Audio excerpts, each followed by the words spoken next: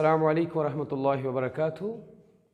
My dear friends, as you know that we have been studying the ecology and the environment. So our topic is ecology and environment. So main here we need to focus here the ecology. I told you so many times, okay? So this is lecture number 4. In ecology, what we need to study? We need to study the eco. Eco means relationship. So in this chapter, you need to study the relationship. This is a chapter of studying the relationship. Logy means study. Eco means relationship, the interactions. Interactions of what I have been telling for last 3 lectures continuously. I am repeating this thing only in order to make you understand, in order to make you to learn the concept, what we are focusing on, so that the line of understanding will be the line of understanding will be very much comfortable and will be beneficial to us. Okay, so dear friends, in ecology we have to study the relationship. Again I am saying, okay, what relationship? What is the relationship of organism? In universe, the organism is living. Okay, what is the relationship of organism with other organisms? What is the relationship of organism with other organisms? And what is the relationship of organism with non-living part? That means if this is an organism, that means living part. Living part. And this is non-living part. And I told you living part and non-living part. I told you that means in this universe, you will see there are 2 parts. One is living part, either this organism or this you include, this is living and this is non-living. So living part of this ecosystem is called, because I told you in the beginning when I was giving the introduction, ecosystem. When you are talking of ecosystem, what does it mean? Ecosystem means when you see different species at a particular area, they show interactions among themselves, also they show interactions with the non-living part of the environment. This is the ecosystem. Ecosystem में क्या देखते हैं आप? Living as well as non living part, उसको हम ecosystem कहते हैं. तो लिविंग पार्ट को बायोटिक पार्ट कहते हैं, बायोटिक कंपोनेंट. ये हम बाद में पढ़ेंगे, बायोटिक कंपोनेंट हम बाद में पढ़ेंगे. पहले हमने उठाया है ये नॉन लिविंग पार्ट यानी कि अबायोटिक कंपोनेंट, कि 2 ही कंपोनेंट होंगे. जहां भी आप जाओगे, आप जिस जगह भी जाओगे, जहां की भी बात करोगे, 2 ही चीजें होगी. या वहां लिविंग बायोटिक कंपोनेंट होगा और नॉन लिविंग कंपोनेंट होगा, और इन्हीं के बीच में एक रिश्ता है. उसी रिश्ते को हमने पढ़ना है, उसी को कहते हैं ecology. Okay, so my dear friends, here abiotic component we have started with. हमने ये वाला कंपोनेंट उठाया है. ठीक, हमने कहा नहीं एबायोटिक पढ़ेंगे हम. पहले हम देखेंगे relationship of this biotic component with the abiotic non living component क्या है, उनका क्या रोल है, वो हम पढ़ रहे हैं. तो जब हम देखते हैं कि एबायोटिक में हमने 3 देखा, हमने कहा कि एबायोटिक कंपोनेंट क्या उठाया बेटा? Abiotic component. एबायोटिक कंपोनेंट में हमने देखी इसमें 3 कंपोनेंट्स आते हैं इकोसिस्टम में जो एबायोटिक होते हैं, नॉन लिविंग होते हैं. उनको कैटेगराइज किया है. जिस तरह हम स्पीशीज को कैटेगराइज करते हैं, ये ह्यूमंस है, सारे इंसान आते हैं होमोसैपियंस में, है ना, कैटेगरी करते हैं. तो इसी तरह हम कहते हैं एबायोटिक कंपोनेंट्स 3 हैं. या तो ये एडाफिक कंपोनेंट होगा या एडाफिक फैक्टर होगा,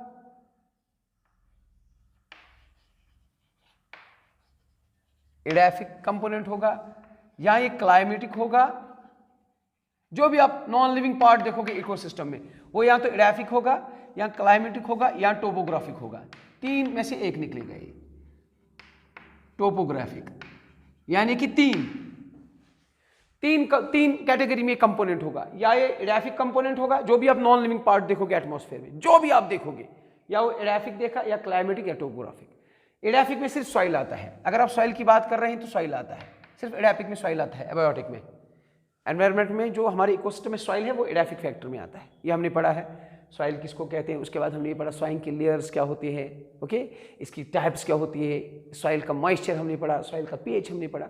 आज हम स्टार्ट करेंगे second abiotic component of our ecosystem, that's climate, and in climate we will start with light. आज हम पढ़ेंगे लाइट. एक्चुअली लाइट क्या है, इसका क्या रोल है हमारे एनवायरनमेंट में, क्या लाइट का कोई रोल है प्लांट्स पर? ये हम पढ़ रहे हैं आज, because there is a relationship. Relationship तब पढ़ते हैं ना जब कोई रोल होता है, रिलेशनशिप में रोल होता है। अगर रोल नहीं है तो रिलेशन नहीं है। रिलेशनशिप में कोई रोल होता है, आप कहते हो वो मेरा रिलेटिव है, क्या है वो? कुछ नहीं लगता है, मेरा रिलेटिव है, थोड़ी ऐसे चलेगा। If you are saying he और she is my relative, now you have to define the relationship. क्या है ये मेरा भाई है, मेरी बहन है, ये माँ है, ये बीवी है, ये बेटी है, ये बेटा है, ये दादा है। When you are saying the relationship, you have to define what kind of relationship. Same the case. If you are saying there is a relationship between biotic and abiotic. So what is, for example, I am the biotic component. Plants are the biotic component. Okay, these are the biotic components. They have a relationship with abiotic. They have a relationship with soil. I told you previous lecture. They have the relationship with climate. That means climate has an impact over it. Climate का impact है plants पर, क्योंकि relationship है। इसका मतलब है जिसकी वजह से इंपैक्ट पड़ता है ना, इंपैक्ट, इसका मतलब है उसकी अहमियत भी होती है। जिसकी वजह से कोई इंपैक्ट नहीं पड़ता है, समझो वो उसकी अहमियत नहीं होती है, क्योंकि जिस चीज़ की अहमियत, इंपॉर्टेंस होती है, उसी का इंपैक्ट पड़ता है। आज हम पढ़ेंगे इसके साथ क्या रिलेशन है। बायोटिक कंपोनेंट, क्यों हमें रिलेशन पढ़नी है ना, eco, the relationship, the interactions, logy mean study. So we need to study the relationship. what type of relationship? We need to study the relationship between living and living, and we need to study the relationship between living and non-living, because all the relationships we are going to study and discuss in this ecology part. So now let me start with the abiotic. अभी abiotic के साथ क्या है relationship? एडाफिक पढ़ा, अब climate. Climate में सबसे पहले लाइट आता है। क्या आता है? सबसे पहले लाइट जो है ये कॉम्प्लेक्स फिजिकल एनवायरमेंट फैक्टर है। क्या है? कॉम्प्लेक्स, लाइट क्या है? Complex physical environmental factor.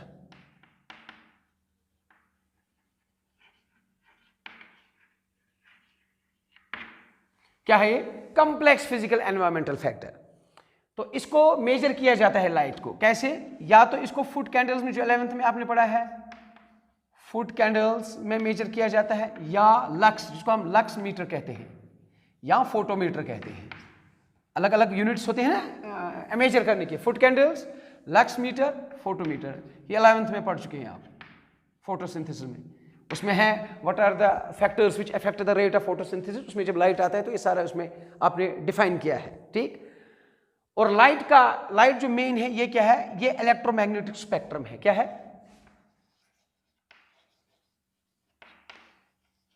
Electromagnetic spectrum. ये सारा आपने पढ़ा है उसमें।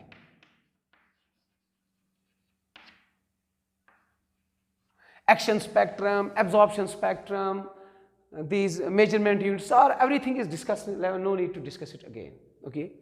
उसके बाद एक पॉइंट आता है जिसको हम कहते हैं सोलर कांस्टेंट। इसके बारे में मैं कह रहा हूं, सोलर कांस्टेंट कॉन्सेप्ट आ रहा है, solar constant. What is solar constant? एक पॉइंट आ रहा है सोलर, किसके? Because we are studying the light. Why? Because we have to study the relationship of living organism. Mainly this is the botany portion, so we have to deal with the plants. What is the relationship between plants and light? Isn't it? Because we have to study it. That's why it's called the ecology. Eco means relationship, logy means study. We need to study the relationship. Here we have started to study, to discuss the relationship between living organisms and non-living. क्या है इनके साथ relation? उसी relation. अब relation climate पे हम पढ़ेंगे, climate की रिलेशन पढ़ेंगे, क्लाइमेट और प्लांट्स की क्या रिलेशन है। उसमें हमने स्टार्ट किया है लाइट। पहले हम लाइट की रिलेशन पढ़ेंगे। What is the relationship between plants and light, how plants are affected, how plants show the impact of light over them, okay, ये हम पढ़ रहे हैं। तो इसमें हमने पढ़ा कि कॉम्प्लेक्स फिजिकल एनवायरमेंट फैक्टर है, इसीलिए मैंने कहा कि ये फुट कैंडल्स या लक्स मीटर या फोटोमीटर में मेजर किया जाता है। इलेक्ट्रोमैग्नेटिक स्पेक्ट्रम है लाइट। और सोलर कांस्टेंट। सोलर कांस्टेंट किसको कहते हैं? जो बेटा ये सोलर रेडिएशंस, जो ये सोलर रेडिएशंस आती है जमीन पर बिफोर एंटरिंग एटमॉस्फेयर। एटमॉस्फेयर, क्योंकि एटमॉस्फेयर में फिर डिसिपेशन होती है, बिखर जाती हैं चीजें। एटमॉस्फेयर में आने से पहले ये जो सोलर रेडिएशंस है, क्या है? Solar radiations before entering the atmosphere. Solar radiations जो होती है ना before entering the atmosphere carries energy at a constant rate, उसी को कहते हैं सोलर कांस्टेंट। क्या है? Solar radiations before entering atmosphere carries energy at a constant rate, okay, This is called solar constant. What is the rate? 2 calories, you write it, 2 calories per centimeter square per minute. This is 2 calories per centimeter square per minute. Okay, this is the solar constant. यानी कि atmosphere में enter, यानी कि कितनी energy अपने साथ लिए चल रहा है, कितनी चल रहा है। ठीक, अब बेटा देखो इसमें जो ये एनर्जी चल रही है, ये सोलर रेडिएशन, बहुत सारी वेव्स इसमें होती है। ये इंसिडेंट सनरेज जो होती है, इंसिडेंट सोलर रेडिएशन, इसमें बहुत सारी वेरिएबल वेवलेंथ होती है। मगर जो मैंने कहा कि ये इलेक्ट्रोमैग्नेटिक स्पेक्ट्रम, ओके, तो इसमें बहुत सारी radiations different, that means this solar radiations when it enters the atmosphere it carries energy at a constant rate 2 calories पर सेंटीमीटर स्क्वायर पर मीटर। मगर इसमें जो वो है, जो विजिबल स्पेक्ट्रम है, जो विजिबल स्पेक्ट्रम जो दिखता है, वो स्पेक्ट्रम, जो ये स्पेक्ट्रम बनाते हैं ना, जब हम इसको बनाते हैं स्पेक्ट्रोफोटोमीटर पर, जब स्पेक्ट्रोफोटोमीटर जो स्पेक्ट्रम दिखाता है, विजिबल स्पेक्ट्रम दिखाता है, उसकी वेवलेंथ होती है 400 to 700 नैनोमीटर। यानी कि जो ये सारी रेडिएशंस आई है, दी सोलर रेडिएशंस जो सारी आई है, उसमें जो विजिबल स्पेक्ट्रम होता है, यानी कि इसमें बहुत सारी वेवलेंथ है, ये इंक्रीजिंग वेवलेंथ है, मगर यहां से यहां तक, यहां से वेवलेंथ इंक्रीज हो रही है, ये विजिबल स्पेक्ट्रम है। यानी कि जो दिखता है विजिबल स्पेक्ट्रम जो है, इसकी वेवलेंथ यहां से वैरी होती है 400 to 700 नैनोमीटर्स। यानी कि जिन रेडिएशंस की विजिबल स्पेक्ट्रम में, जिन रेडिएशंस की, लाइट की जिस पोर्शन की वेवलेंथ इतनी होती है 400 से 800 नैनोमीटर, ये दिख रहा है, इसको कहते हैं विजिबल स्पेक्ट्रम। और यही रेडिएशंस फोटोसिंथेटिकली एक्टिव रेडिएशंस होती है। क्या होती है? Photosynthetically active radiations. ध्यान रखना मेरी बात, मैंने क्या कहा? मैंने कहा ये लाइट जो आती है, ये लाइट एक एनर्जी अपने साथ लेकर आ रही है, एक कांस्टेंट रेट पर एनर्जी आप कैरी कर रही है। क्यों? ये सन से आ रही है, sun provide energy to the whole universe, okay, both light and heat, in the form of light and heat. तो ये लाइट जो आ रही है एक एनर्जी लेकर आ रही है, because I have to study the relationship, are plants related with the light, this we are going to study today. तो लाइट जब आती है, एक रेडिएशन, जब सोलर रेडिएशंस आती हैं विद ए कांस्टेंट रेट, एक एनर्जी कैरी करके आ रही हैं जमीन पर। सन रेडिएशंस क्या आ रही है? सोलर रेडिएशंस एनर्जी के लेकर आ रही हैं 2 कैलोरीज पर सेंटीमीटर पर मिनट की स्पीड पर, कांस्टेंट रेट, ये रेट है। तो ये आ रही है। मैं कह रहा हूं ये जो आ रहे हैं इनकी डिफरेंट वेवलेंथ है। यहां से स्टार्ट करेंगे हम यहां तक, ये इनकी वेवलेंथ है, डिफरेंट वेवलेंथ है। समझ में आ गई बात? तो सपोज 100 नैनोमीटर्स है, 100 नैनोमीटर्स है, for example 100 nanometres, for example 1000 nanometres तक। मैं कह रहा हूं ये जो 100 नैनोमीटर से 1000 नैनोमीटर तक ये जो वेवलेंथ है डिफरेंट, क्योंकि डिफरेंट रेडिएशंस है, अलग अलग रेडिएशंस की अलग अलग वेवलेंथ है। मैं कह रहा हूं इस स्पेक्ट्रम में यहां से यहां तक जो ये वाला पोर्शन है इसका, वो रेडिएशंस जिनकी वेवलेंथ है 400 से 700 नैनोमीटर तक, उतनी ही रेडिएशन, बस वो रेडिएशंस। एक्चुअली सन से क्या आता है? फॉर एग्जाम्पल सन जो रेडिएशंस, सन की तरफ से जो रेडिएशंस आ रही है, सोलर रेडिएशंस, किसी को 100 है और किसी को 1000 है, यानी कि 100 से 1000 तक डिफरेंट रेडिएशंस जो है डिफरेंट वेवलेंथ्स कैरी करते हैं, विद डिफरेंट वेवलेंथ्स वो ट्रैवल कर रहे हैं। मैं कह रहा हूं जो ये वेवलेंथ है इन रेडिएशंस की, इनमें से 400 से 700 जिनको है वो स्पेक्ट्रम विजिबल स्पेक्ट्रम है, और यही रेडिएशंस फोटोसिंथेटिकली एक्टिव रेडिएशंस कह रहते हैं, इसलिए इनको कहते हैं PAR। हम कहेंगे what are PAR, photosynthetically active radiations and their wavelength varies from 400 to 700। फिर ये क्या है? यहां से यहां तक आप कहोगे सर अल्ट्रावायलेट, यहां से यहां तक इंफ्रारेड। व्हाई? बिकॉज जो विजिबल स्पेक्ट्रम है बेटा वो क्या है? VIBGYOR। तो जो इससे कम है, सीधी सी बात है, वो वायलेट से कम होगा, इसलिए अल्ट्रावायलेट। जो इससे ज्यादा होगा, आप कहोगे सर अल्ट्रा कम को कहते हैं, इंफ्रा ज्यादा को कहते हैं। सर हम इसको इंफ्रा इंडिगो क्यों नहीं कहेंगे? ये तो इंडिगो से ज्यादा है, यहां से इंडिगो से ज्यादा है। मैं कहूंगा बेटा अगर आपने अल्फा इंफ्रा वायलेट कहा तो इंडिगो कहो, अगर इंफ्रा इंडिगो कहो तो ब्लू कहो, अगर इंफ्रा ब्लू कहो ग्रीन कहो, अगर इंफ्रा ग्रीन कहो येलो कहो, अगर इंफ्रा येलो कहो ऑरेंज कहो। इंफ्रा क्यों कह रहे हो? ऑरेंज से ज्यादा रेड को है, रेड से ज्यादा कोई विजिबल है नहीं, तो इसलिए इनको इंफ्रारेड कहते हैं। तो इंफ्रारेड एंड अल्ट्रावायलेट, बीच में क्या है? बीच में ये है, ये फोटोसिंथेटिकली एक्टिव जो है रेडिएशन है, इनकी वेवलेंथ कितनी होती है? 400 से 7। ये इंपॉर्टेंट है, ये वाला पोर्शन, यही पोर्शन आपको मेन इंपॉर्टेंट लगेगा, जो role of light on plants, mainly this one. इसी को फोटोसिंथेटिकली एक्टिव रेडिएशन इनको कहते हैं, because they take place, they have a very great role in the photosynthesis. Photosynthesis is such a process which is very vital for the whole universe, depends upon this process, photosynthesis। तो ये समझ में आ गया बेटा जी। अच्छा, below जो है, अगर बिलो इस एब्जॉर्प्शन, इसको क्या कहते हैं, ये मेन जो विजिबल स्पेक्ट्रम, ये विजिबल स्पेक्ट्रम है, और एब्जॉर्प्शन स्पेक्ट्रम भी वो आगे पढ़ेंगे।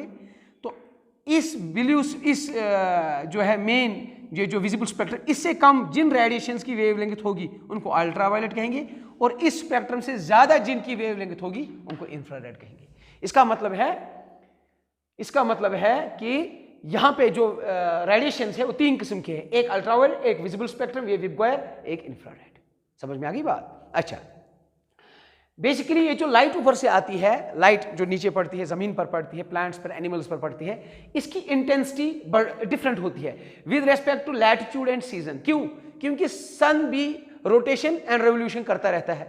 तो with respect to season and latitude the intensity of light varies. इसको याद रखना, ये नहीं कि आज जो इंटेंसिटी है वो वही होगी, नहीं, विद द सीजन, क्योंकि सन की रोटेशन भी और सन की रेवोल्यूशन भी होता है, क्योंकि इलिप्टिकल है जमीन ऐसे, तो सन ऐसे घूम रहा है, तो जितना सीजन चेंज होगा, याद रखना, जितना सीजन चेंज होगा और जितने जो है लाइन जो है एंगल ऑफ जो है लैंड की जो प्लेन स्टीपनेस, यानी कि latitude and longitude, okay, with the latitude and the season, with the latitude and the season, ये जो है इंटेंसिटी है किसकी, intensity of light varies, intensity of light varies, different latitude पे डिफरेंट इंटेंसिटी, डिफरेंट सीजन में different intensity, ये मेरे कहने का मतलब है। Intensity of light varies with latitude and season, latitude and season, okay, so intensity of light varies with latitude and season। ये latitude और season के साथ क्या होता है, ये vary करता है, ठीक है। अच्छा, हम देखते हैं ये फोटोसिंथेटिकली एक्टिव है, कौन, याद रखना, हमने क्या कहा, हमने कहा फोटोसिंथेटिकली एक्टिव रेडियो कौन है, यहां से यहां तक, फॉर एग्जांपल इसको विजिबल स्पेक्ट्रम कहते हैं। कहां से है, 400 नैनोमीटर टू 700, जो भी 400 से 700 के बीच में जिनकी भी वेवलेंथ है वो इसमें आएंगे विजिबल स्पेक्ट्रम में, और इसको हम कहते हैं इन रेडिएशंस को कहते हैं फोटोसिंथेटिकली एक्टिव रेडिएशंस। जो सन से आती है सोलर रेडिएशंस, वो एनर्जी लेकर आती है, मैंने ये भी कहा, जिसको हम सोलर कांस्टेंट कहते हैं, 2 कैलोरीज पर मिनट स्क्वायर पर 2 कैलोरीज पर सेंटीमीटर स्क्वायर पर मिनट, वो एनर्जी लेकर आती है, तो उनमें एनर्जी होती है। और मैंने कहा ये विजिबल स्पेक्ट्रम है, जिनकी वेवलेंथ, जिन वो सन से जो रेडिएशंस आती है, जिनकी सोलर रेडिएशंस की वेवलेंथ 400 से 700 तक होगी, वो फोटोसिंथेटिकली एक्टिव रेडिएशन कहते हैं। जिन रेडिएशंस को 400 से कम होगी यहाँ पे, उनको बेटा कहते हैं हम अल्ट्रा वायलेट रेडिएशंस। कहते हैं ये अल्ट्रा वायलेट रेडिएशंस बहुत ही हार्मफुल है। क्या है, अल्ट्रा वायलेट रेडिएशंस, समझ, ये अल्ट्रा वायलेट रेडिएशंस है, ये बहुत ही हार्मफुल है। मगर इस अल्ट्रावायलेट रेडिएशन अगर देखो कंपोनेंट ऑफ ये स्पेक्ट्रम, ये जो है अल्ट्रावायलेट रेडिएशन का कंपोनेंट, ये बहुत ही हार्मफुल है। इसके 3 हिस्से किए हैं। एक अल्ट्रावायलेट रेडिएशन नंबर 1, अल्ट्रावायलेट 1, या आप कहोगे ultraviolet C, A B and C है। यहां से देखता हूं, ये अल्ट्रावायलेट ए है, ये अल्ट्रावायलेट बी है, ये अल्ट्रावायलेट सी है, ठीक। यहां पे वो रेडिएशंस आएंगे जो 100 to 280 नैनोमीटर्स। क्या है, 100 to, इसको ये भी लिख सकते हो आप 100, फॉर एग्जांपल अगर आप लिख रहे हो ना नैनोमीटर में, तो ये लिखना 100 to 200 क्या है, नैनोमीटर। अगर आप माइक्रोमीटर में लिख रहे हो 0.01 to 0.02 माइक्रोमीटर, जो भी आप लिखो, चाहे 0.01 लिखो या 0.02 लिखो, समझ में आ गई बात, जो भी आप लिख सकते हो, सॉरी 0.2, क्योंकि ये 280 है, 100 to 280 0.28 इसको आएगा, समझ में आ गई बात। तो 0. समझ में आ गई बात, 0.01 because 1 nanometre, because 1 micrometre is equal to 1000 nanometre. तो अब देखो 1 नैनोमीटर है ना, 0.00, हाँ, अगर इसको आप डिवाइड करोगे तो क्या आएगा? अगर आप नैनोमीटर को करोगे तो 1 divide by 1000 is called 1 nanometre. 1 nanometre is called 1 micrometre divide by 1000. तो मैं कह रहा हूं 100 nanometres is equal to 280, 100 nanometre to 280 nanometre. इसको खुद आप कैलकुलेट करो. 0.01 माइक्रोमीटर, 0.28 माइक्रोमीटर, ये यहां तक है. ठीक. इसी तरह 280 nanometer to 300, 280 to 320, 280 to 320 nanometer, इसको अल्ट्रावायलेट बी कहेंगे. इसको भी क्या लिखोगे? 0.28 माइक्रोमीटर टू 0.32 माइक्रोमीटर.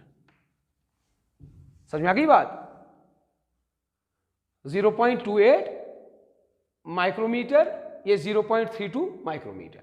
इसी तरह यहां से 320 nanometer to 400 nanometer is ultraviolet A, और 400 से 700 विजिबल, 700 से मोर इंफ्रा. समझ में आ गई बात? क्या मैंने कहा? मैंने कहा ये जो सन की रेडिएशंस होती है ये डिफरेंट एनर्जी कैरी करती हैं, बिकॉज इनके पास डिफरेंट वेवलेंथ्स की डिफरेंट रेडिएशंस होती है, जो with respect to latitude and season change होता है. दूसरी बात मैंने कहा जो ऊपर से रेडिएशंस आती है ये है, ये सन है, इसकी डिफरेंट रेडिएशंस है. जिन रेडिएशंस का वेवलेंथ, इनका वेवलेंथ होता है ना अलग अलग रेडिएशन, जिन रेडिएशंस का वेवलेंथ यहां से यहां तक होगा, इन रेडिएशंस का जिनका 400 से 700 होगा उसको हम विजिबल स्पेक्ट्रम कहते हैं, और वो फोटोसिंथेटिकली एक्टिव रेडिएशंस होती है. जिन रेडिएशंस की वेवलेंथ इससे कम होती है उसको हम अल्ट्रावायलेट कहते हैं. क्यों? क्योंकि यहां सबसे लास्ट में वायलेट है, जैसे विब गोयर, ये है विजिबल स्पेक्ट्रम. सबसे नीचे कौन है? वायलेट. तो इससे नीचे क्या होगा? Ultraviolet. Ultraviolet A B C, ये 320 to 400 nanometer, 280 to 320 nanometer, 100 to 280 nanometer. समझ में आ गई बात? तो उसमें क्या होता है बेटा, अब देखिए मेरी बात, अब ये बहुत ही हार्मफुल कंपोनेंट है तो इससे नुकसान पहुंचेगा. अब स्क्रीन करने के लिए क्या है? देखना, इस दुनिया के बनाने वाले ने निजाम भी बनाकर रखा है. ये जो अल्ट्रावायलेट सी बी ए है ये बहुत ही हार्मफुल है. क्या है? बहुत हार्मफुल, यानी कि ये लीथल है. अगर ये जमीन पर पहुंच जाएंगे ना, ये अल्ट्रावायलेट सी, ये वाले, ये बहुत ही लीथल है. ये क्वाइट हार्मफुल है. कौन? ये सेकंड बी वाला है क्वाइट हार्मफुल, मगर इससे कम क्वाइट हार्मफुल. और ये अल्ट्रावायलेट ए जो है ये मॉडरेट हार्मफुल है. मॉडरेट हार्मफुल, उतने हार्मफुल है मगर उनसे कम. क्या मैंने कहा? ये जो अल्ट्रावायलेट रीजन है, ये जो बिलो इसके नीचे जो स्पेक्ट्रम बन रहा है, ये जो बन रहा है अल्ट्रावायलेट रेडिएशंस जिनकी वेवलेंथ 400 से कम है, यानी कि 100 से 280 अल्ट्रावायलेट सी कैटेगरी, 280 से 320 अल्ट्रावायलेट बी कैटेगरी, इसी तरह 320 से 400 अल्ट्रावायलेट ए कैटेगरी. ये अल्ट्रावायलेट की कैटेगरी है क्योंकि 400 से नीचे नीचे आ रहा है. तो इनमें से ये दो कैटेगरी जो है ये लीथल है, ये हार्मफुल है, ये मॉडरेट हार्मफुल है, और इसके बाद बेनिफिशियल है. ऐसे चलेगा ना, हार्मफुल से बेनिफिशियल ऐसे चलेगा. क्यों? 400 के बाद बेनिफिशियल है, इसलिए जितना 400 के नीचे नीचे जाओगी, जितना जाओगी उतना वो लीथल बनता जाएगा. अब क्या होता है? अब इसका क्या करेंगे हम? देखो, ये लीथल और क्वाइट हार्मफुल, यानी कि ये अल्ट्रावायलेट सी पूरा, दैट मींस अल्ट्रावायलेट सी और half of ultraviolet B, half of ultraviolet B, they are absorbed by the ozone in stratosphere. इनको कौन absorb करता है? Ozone in stratosphere. इनको क्या होता है बेटा? कहते हैं इनको किनको? अल्ट्रावायलेट सी को और हाफ ऑफ अल्ट्रावायलेट बी को एब्जॉर्ब करता है ओजोन इन द स्ट्रेटोस्फीयर. समझ में आ गई बात? ये जो क्या कहते हैं, बाकी अब बची. अब क्या बची? अब बची ये ultraviolet C and half of ultraviolet B. ठीक, यानी कि एक मिनट इसको अच्छे तरीके से यहां दिखाता हूं क्योंकि ये बहुत ही इंपॉर्टेंट पॉइंट है, इसको इजी नहीं लेना है. ये सन है, ये इसकी रेडिएशंस है. मैंने कहा अगर इसको बनाएंगे हम, ये रेडिएशंस जिनकी इनमें से इन रेडिएशंस में जिनकी एनर्जी है 400, जिनकी वेवलेंथ है 400 नैनोमीटर, ये वेवलेंथ से 700 नैनोमीटर तक, वो क्या है? ये विजिबल स्पेक्ट्रम है। और ये विजिबल स्पेक्ट्रम है। और ये फोटोसिंथेटिकली एक्टिव रेडिएशन है, ये वाली रेडिएशन जिनकी वेवलेंथ यहां से यहां है, इसको हम फोटोसिंथेटिकली एक्टिव रेडिएशन कहते हैं। 700 से ज्यादा इंफ्रारेड है और 400 से नीचे अल्ट्रावायलेट है। मैंने कहा ये जो अल्ट्रावायलेट रीजन है, इस अल्ट्रावायलेट रीजन में जोन्स है, अलग अलग वेवलेंथ, जिनकी वेवलेंथ 320 से 400 है। ये 320 से 400, ये अल्ट्रावायलेट ए है। समझ में आ गई है? क्या है? अल्ट्रावायलेट ए है। जिनकी 280 से 300, उनकी अल्ट्रावायलेट बी है। जिनकी 100 से 280, ये अल्ट्रावायलेट सी है। 3 रीजन है अल्ट्रावायलेट के। देखो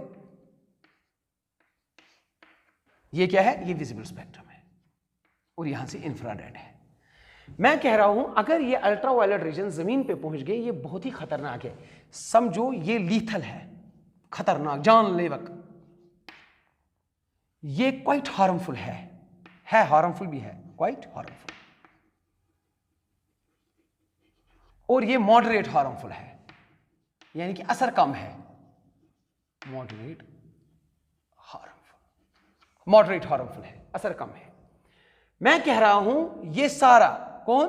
ये अल्ट्रावायलेट रे सारा और हाफ ऑफ अल्ट्रावायलेट बी, यानी कि यहां से यहां तक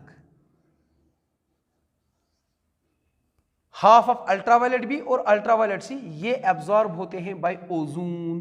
जब ये ऊपर से आते हैं तो ये आधा और ये पोर्शन, ये सारा एब्जॉर्ब, स्क्रीन होता है ओजोन इन स्ट्रेटोस्फीयर। ओजोन कहां होता है? स्ट्रेटोस्फीयर में, इसको भी याद रखना। ये ओजोन से क्या होता है? ये ओजोन से स्क्रीन होता है। हो गया खत्म, हो गई परेशानी खत्म। इतनी परेशानी अब क्या है? अब बची इतनी, अब ये वाला पोर्शन बचा, ये वाला कौन? Half of ultraviolet B and full ultraviolet B. ये भी बहुत सारा डिसिपेट होता है। कैसे? By this rest portion ultraviolet, it is dissipated by, it is dissipated, this is dissipated by particles, this is dissipated by particles in troposphere। अब जो बचा वो कहां पे खत्म हो गया? वो ट्रोपोस्फीयर पे खत्म हो गया। अब जो ये पोर्शन बचा वो कहां पे हो गया? ट्रोपोस्फीयर। थोड़ा इसमें से जो निकल पाता है वो जमीन पर पहुंच जाता है। That means very less reached the surface, समझ में आ गई बात? अभी हम ये पढ़े, रोल पढ़ा ही नहीं अभी। तो क्या कहा मैंने? अल्ट्रावायलेट रेडिएशन जो होती है ये 3 कैटेगरी की होती है, डिपेंड्स ऑन द वेवलेंथ। जितना नीचे जाओगे उतना हार्मफुल बनता जाएगा। मैंने कहा ए, बी और सी रीजन जो है अल्ट्रावायलेट के, ये जानलेवा है, ये हार्मफुल है मगर इससे ज़्यादा नहीं, और ये इससे कम हार्मफुल है। जितना ऊपर चलोगे उतना कम लगेगा, क्योंकि ये यहाँ पे बेनिफिशियल है। जितना बेनिफिशियल की तरफ चलोगे उतना हार्मफुलनेस कम हो जाएगी। तो मैंने कहा उसके बाद कि बेटा ये जो अल्ट्रावायलेट रेडिएशन सी और बी है, half of B and full C, it's screened by ozone in the stratosphere, and now this half and this one, it is dissipated by the particles in troposphere, and very less remains there from this category, very less, which reach the soil, which reach the earth। इसीलिए ultraviolet radiation से जो भी नुकसान होते हैं वो कम क्यों है?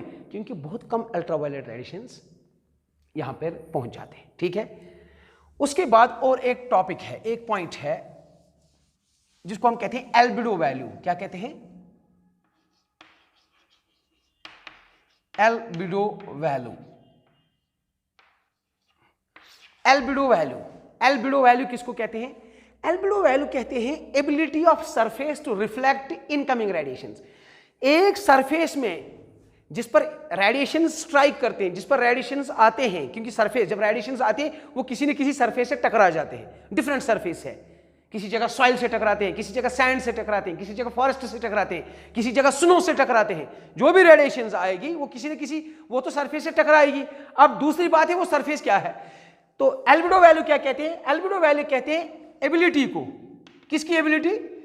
एबिलिटी ऑफ सरफेस सरफेस में कितनी एबिलिटी है टू रिफ्लेक्ट इनकमिंग रेडिएशंस, यानी कि रिफ्लेक्शन की कितनी एबिलिटी है टू रिफ्लेक्ट इनकमिंग रेडिएशंस, यानी कि जो रेडिएशंस है उन रेडिएशंस को रिफ्लेक्ट करने की एबिलिटी सरफेस में कितनी है, उसको कहते हैं अल्बेडो वैल्यू। ये डिफरेंट सरफेस को डिफरेंट एबिलिटीज होती है। जैसे फ्रेश स्नो को 80% है, what is AV, AV means 80%, 80% value किन में है, fresh snow. That means when light strikes the incoming radiation strike the snow, 80% of the radiations gets reflected back. White है ना 80% fresh snow, 20 to 30% sand, sand का albedo value कितना है 20 to 30%, it's for the sand. 5 to 10% in case of forests, 5 to 10% in case of forests. Forest में कितना है 5 to 10%, sand में कितना है 20 to 30%, स्नो में कितना है 80%. This is called the albedo value. ठीक है, अच्छा देखो बेटा, या समझ में आ रहा है ये जो मैं सिखा रहा हूं अभी? हाँ, very good.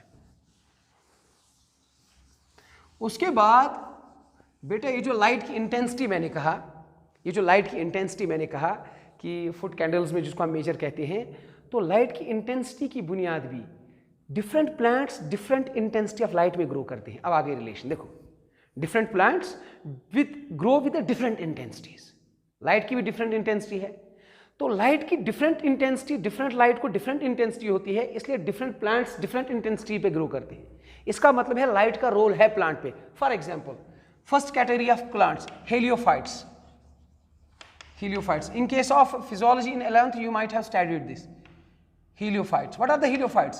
Heliophytes are the plants which grow in high intensity of light. That means there is a relationship between intensity of light and the plants.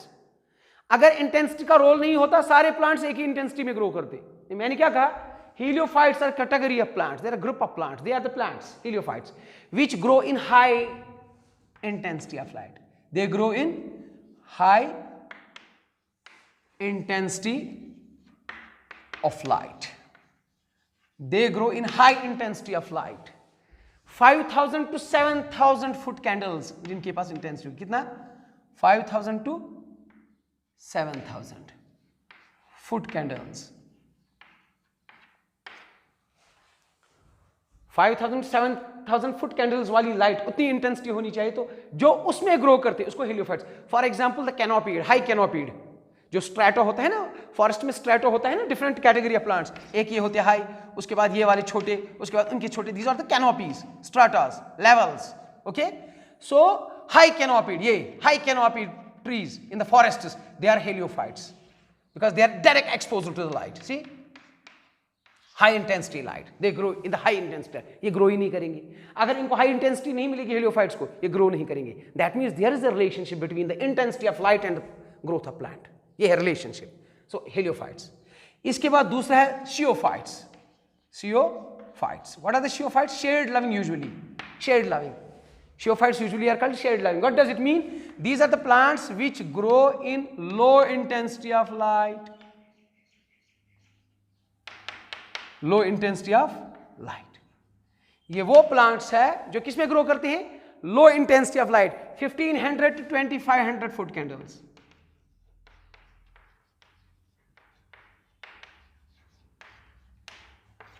तो यूजुअली अगर आप देखोगे श्रब्स, हर्ब्स, किन कहां पे अगर आप यूजुअली देखोगे वो स्पीशीज जो जंगलों में होते हैं, श्रब्स एंड हर्ब्स, तो वो शियोफाइट्स है। क्यों? क्योंकि वो ऑलवेज रहते हैं ओवरशैडोड बाय दीज हेलियोफाइट्स। ये इनकी शैडो, ये ओवरशैडोड यानी कि ये इनके साये के नीचे रहते हैं। ये तो ये जो यहाँ पे ग्रो करते हैं वो कौन से ग्रो करते हैं? हालांकि इनकी शेड इन पर है, इसका मतलब है ना जो यहाँ पे ग्रो करेंगे वो वहीं ग्रो करेंगे जो कम लाइट इंटेंसिटी में ग्रो करेंगे, क्योंकि मैक्सिमम लाइट तो इनने ऊपर ही स्क्रीन की है। जब लाइट पड़ती है ना फॉरेस्ट पर, आप देखिए, आप फॉरेस्ट में चलेंगे अंधेरा जैसा भी दिखेगा। क्यों? क्योंकि सारी लाइट जो है वो स्क्रीन होती है उन फॉरेस्ट्स से, नीचे लाइट ही नहीं आती, इतने घने हुए जंगल हैं। तो जो यहाँ पे ग्रो होते हैं उन अंधेरियों में जो ग्रो होते हैं नीचे जमीन पर, उसका मतलब है ये वो प्लांट्स है जो कम लाइट में ग्रो होते हैं, कम इंटेंसिटी वाली लाइट में ग्रो होते हैं, तभी तो वो ग्रो होते हैं, तो उनको हम कहते हैं शियोफाइट्स। तो क्योंकि ये ऑलवेज ओवरशैडोड होते हैं बाय दीज हेलियोफाइट्स, ये हेलियोफाइट्स ओवरशैडो करते हैं ऑलवेज इनको, ये अब जो यहां ग्रो होंगे हम कहेंगे ये जियोफाइट्स है। क्यों? ये शैडो लविंग प्लांट्स है, ये लो इंटेंसिटी लाइट पे ग्रो होते हैं। समझ में आ गई बात? इसके बाद तीसरा है फैकल्टेटिव हेलियोफाइट्स। फैकल्टेटिव किसको कहते हैं? याद रखना, फैकल्टेटिव कहते हैं कभी कभी, कभी कभी को फैकल्टेटिव कहते हैं। जिस तरह हम कहते हैं aerobic, facultative aerobes, anaerobic, facultative anaerobes. कभी कभी फॉर एग्जांपल अगर हम कहेंगे हम एरोबिक रेस्पिरेशन दिखाते हैं यूजुअली, मगर जब हमारी एक्सेस एनर्जी यूज होती है, अंदर बॉडी में ज्यादा एनर्जी चाहिए, एनर्जी ज्यादा चाहिए मगर इनपुट कम है, तो उस वक्त क्या है, जब ऑक्सीजन कम आता है, और क्योंकि फूड तो होता है, एनर्जी निकलती है फूड से, और ऑक्सीजन और फूड ही चाहिए, दो ही चीज, एक ग्लूकोज एक ऑक्सीजन। उस वक्त ग्लूकोज तो अवेलेबल होता है ऑल द टाइम बॉडी, मगर oxygen all the time fresh चाहिए, क्योंकि ऑक्सीजन का स्टोर अंदर नहीं है। तो इसीलिए जब हम खेलते हैं ज्यादा एनर्जी की जरूरत पड़ती है, तो ज्यादा एनर्जी, ज्यादा खेलने के लिए ज्यादा एनर्जी की जरूरत होती है। जब हम स्ट्रेनस एक्सरसाइज करते हैं या कोई लॉन्ग एक्सरसाइज करते हैं, तो जो हमारा नॉर्मल मेटाबॉलिक रेट है वो थोड़ा बढ़ जाता है, तो उसके साथ क्या होता है, ज्यादा एनर्जी की जरूरत है, क्योंकि ज्यादा एनर्जी जब होगी तभी ये कोप अप हो जाएगा जो हमें एनर्जी चाहिए खेलने में। तो जब ज्यादा एनर्जी चाहिए, इसका मतलब है ज्यादा ग्लूकोज चाहिए और ज्यादा ऑक्सीजन चाहिए। ज्यादा ग्लूकोज तो अंदर होता है, ज्यादा ऑक्सीजन उसी वक्त आता है, इसलिए दिल ज्यादा धड़कता है, क्योंकि ये ऑक्सीजन को पंप करता है। मगर जब ये पंप करता है तब भी इसकी रिक्वायरमेंट पूरी नहीं होती है, तो अंदर ग्लूकोज वेट नहीं करता है, थोड़ा ग्लूकोज फिर एनारोबिकली ब्रेक होता है। असल में हम क्या है, हम एरोबिक है, असल में हम एरोबिक है, कभी कभी एनारोबिक है, याद रखना। इसलिए हम क्या है, हम फैकल्टेटिव है, मगर क्या एरोबिक या एनारोबिक?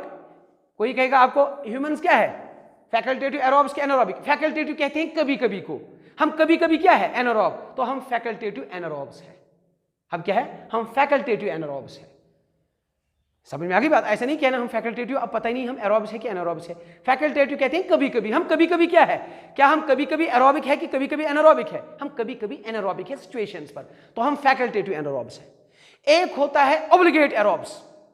ऑब्लिगेट एरोब्स होते हैं, भाई होगी तो एरोबिक, नहीं हुआ हम जान देंगे मगर एनारोबिक के सामने नहीं झुकेंगे।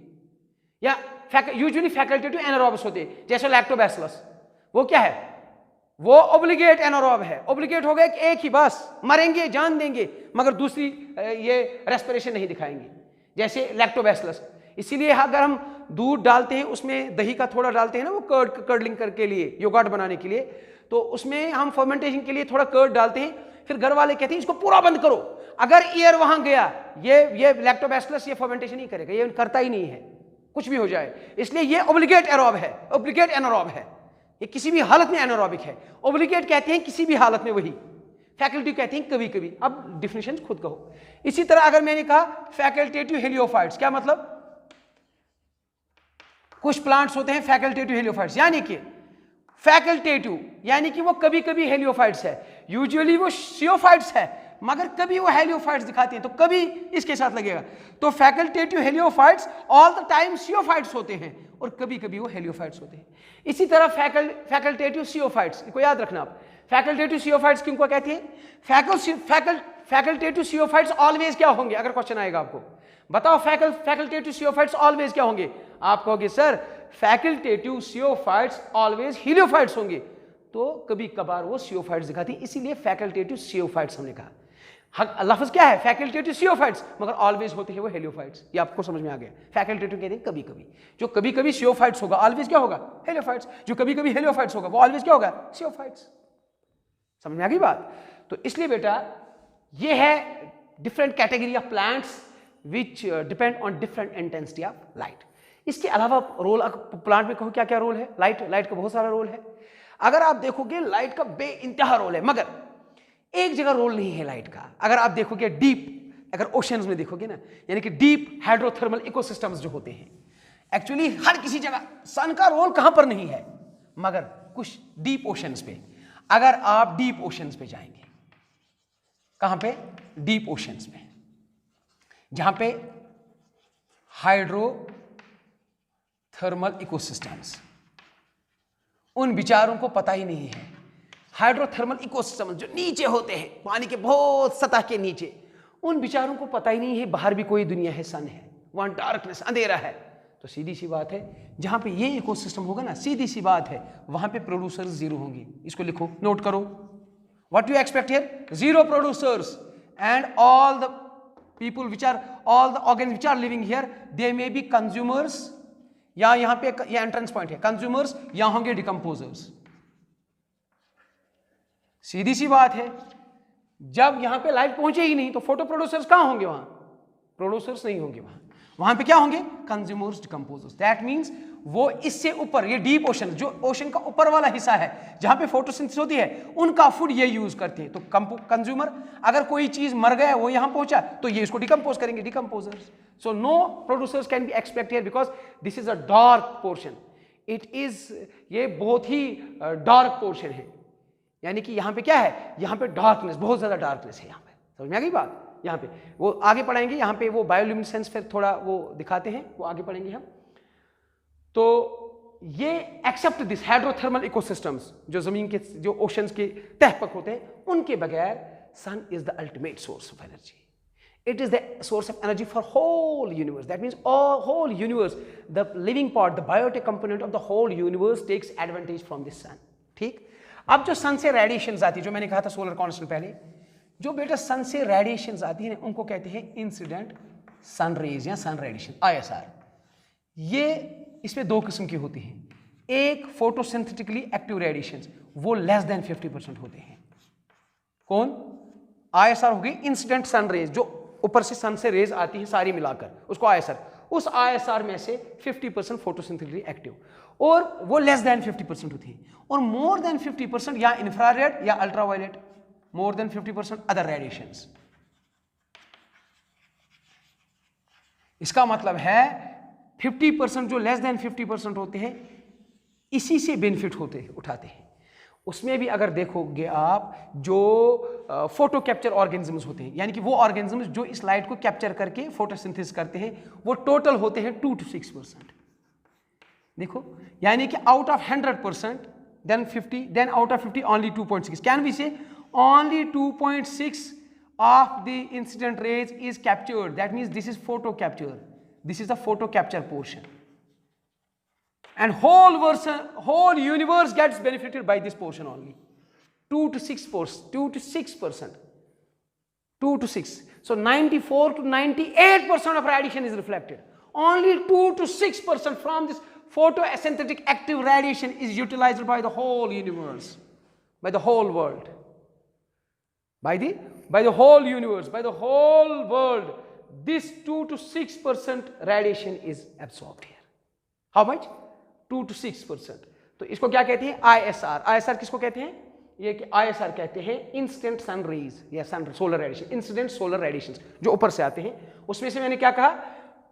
Less than 50% photosynthetically active radiations होती हैं, और greater than, more than 50% other radiations होती हैं। और ये जो फोटोसिंथेटिकली एक्टिव रेडिएशंस जो होते हैं 50%, तो उसमें 2 to 6% जो होते हैं बेटा, 2 to 6% फोटो कैप्चर करते हैं, यानी कि ये इसमें से लेस देन 50% में से जो 2 to 6% है, वही यूज करते हैं whole universe for the production of their photosynthesis process. And that means यहां से आप अगर देखोगे 44 to 48% here, and all the 50% here, they are reflected back. Okay, now inshallah this was today's topic, and later on we will proceed with different topics, with different relations, because this is the relation I am showing you, relationship between abiotic, the light, and the living organisms. Till that you just have a memorize this, learn this, rewind this video again and again, until and unless you will understand it. You memorize, you try to learn, and you just write down and pen down the important points, so that it would be very easy for you at the time of examinations, when you are going to face the examination, to recapitulate. Okay, so till that you take care. Khuda Hafiz, Allah Nigeban.